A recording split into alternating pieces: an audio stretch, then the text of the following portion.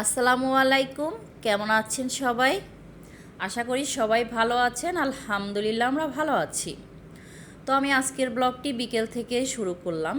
তো আজকে ভাবলাম একটু রসের পিঠা তৈরি করি। তো শীতের মজা কিন্তু রসের পিঠা, তো রসের পিঠা না খেলে হয়? তো এই জন্য ভাবলাম আপনাদের সাথে রসের পিঠা বানাবো। তো ভাবলাম কিছু কিছু অংশ শেয়ার করা যাক আর কি। তো প্রথমে আমি রান্নাবান্নাগুলো সেরে নিচ্ছি আর কি। তো এখানে মশলা কষিয়ে গরুর মাংসটা রান্না করে নিচ্ছি। আর হচ্ছে মিষ্টি কুমড়া ভাজি করে নিয়েছি। শাকটা ধুয়ে পরিষ্কার করে নিয়েছি, শাকটা এখন ভাজি করে নিব। তো গরম গরম ভাতে কিন্তু এরকম সবুজ শাক সবজি খেতে কিন্তু অনেক মজা হয়।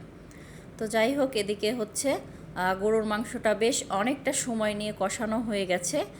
এখন হচ্ছে নেড়ে চেড়ে ঝোলের পানি দিয়ে দিব আর কি। তো যতটুকু পরিমাণে মাংসটা সিদ্ধ হওয়ার জন্য পানি লাগে ওই পরিমাণে দিয়ে দিলাম। তো দেখা যায় পরবর্তীতে সিদ্ধ না হলে পরবর্তীতে গরম পানি ইউজ করা যাবে। তো এখন নেড়ে চেড়ে ঢাকনা দিয়ে ঢেকে এটা রান্না করে নিব আর কি। তো আর পাশের চুলায় হচ্ছে শাকটা ভাজি করে নিচ্ছি। এটা এখন ঢাকনা দিয়ে ঢেকে রান্না করে নিচ্ছি মিডিয়াম টু লো হিটের মাঝামাঝি রেখে। শাকটাও কিন্তু অনেকটা সফট হয়ে গেছে। এখন নেড়ে চেড়ে একটু ভাজা ভাজা করে নামিয়ে নিলেই রেডি। আর গরুর মাংস কিন্তু আপনাদের সাথে কথা বলতে বলতে রান্না হয়ে গেছে। এখন ভাজা মশলার গুঁড়াটা দিয়ে নামিয়ে নিব আর কি। তো একটু ফাইনাল লুকটা দেখিয়ে দিচ্ছি। তো দেখে বুঝে নেবেন অনেকটাই লোভনীয় কালার এসেছে, খেতেও কিন্তু অনেক মজা হয়েছিল। তো এখন হচ্ছে রসের পিঠা বানাবো আর কি। তো তার জন্য এদিকে পাটারি গুড়টা জাল করে নিচ্ছি। আর এদিকে হচ্ছে মশলা দিয়ে দুধ জাল করে নেওয়া হয়েছে। রস পিঠাও তৈরি করা হয়ে গেছে।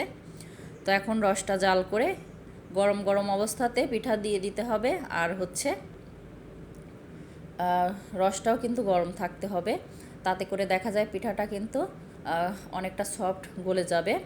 আর ঠান্ডা অবস্থায় দিলে দেখা যায় পিঠাটা সুন্দরভাবে নরম হবে না। তো সবগুলা পিঠা আমি একে একে দিয়ে দিচ্ছি।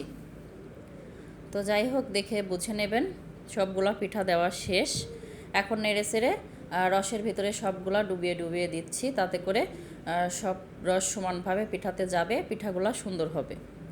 তো দুধটা ঠান্ডা হয়ে গেছে। এখন হচ্ছে একটু বড় পাত্রে ঢেলে আমি দিয়ে দিচ্ছি আর কি। তো ওই পাতিলে জায়গা হবে না। তো একটু বড় পাতিল নিলে দেখা যায় সব রস সমানভাবে পিঠাতে ঢুকবে, খেতে বেশি মজা হবে। তো শীতের মজায় কিন্তু রস পিঠা, তো এই রস পিঠা না খেলে শীতটা জমে না। তো কম বেশি কিন্তু এখন এই পিঠাটা সবাই তৈরি করে নিচ্ছে। তো যাই হোক, আমি পিঠাটা রসে ভিজিয়ে দিলাম। তো পিঠাটা ভিজানোর কিছুক্ষণ পরেই কিন্তু পিঠাটা অনেক সুন্দর সফট হয়েছে, গলে গিয়েছে রসের মধ্যে।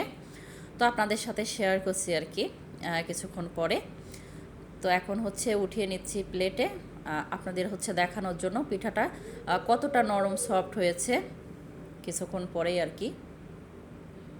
তো এই পিঠা কিন্তু সকালে খেতেই বেশি মজা, তো আপনাদের সাথে একটু শেয়ার করছি আর কি।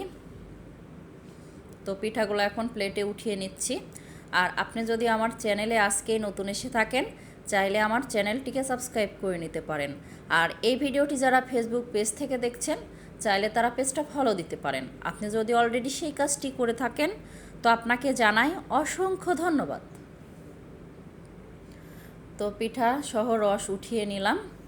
তো এই যে একটু হাত দিয়ে ভেঙে ভেঙে আপনাদেরকে দেখিয়ে দিচ্ছি তো কতটা সফট হয়েছিল, খেতে কিন্তু অনেক মজা হয়েছিল। তো এই পিঠাটা কিন্তু এখন খেতে অনেক মজা হয়েছিল। আর সকালে তো শীতের মধ্যে খেতে আরও বেশি মজা হবে। তো রান্না বান্নাও শেষ, গুছিয়ে নিয়েছি খাবারগুলো। তো ভিডিওটি প্রথম থেকে শেষ পর্যন্ত দেখার জন্য সবাইকে ধন্যবাদ। আপনাদের সবার সুস্বাস্থ্য ও দীর্ঘায়ু কামনা করে আজকের ব্লগটি এখানেই শেষ করছি। আল্লাহ হাফেজ, আসসালামু আলাইকুম।